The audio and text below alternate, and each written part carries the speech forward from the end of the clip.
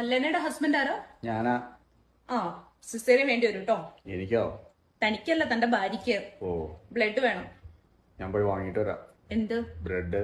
Bread അല്ലടോ, blood blood. ഓ, തന്റെ ഗ്രൂപ്പ് ഏതാ പറഞ്ഞേ? ഇഷ്ടം പോലെ ഉണ്ട്. കൊച്ചുമക്കൾ, മുത്തുച്ചിപ്പി.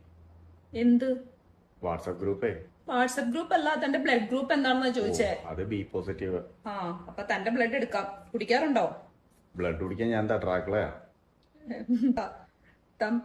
കുടിക്കാറുണ്ടോന്ന്, മദ്യപിക്കാറുണ്ടോന്ന്? ഓ, ഇല്ല.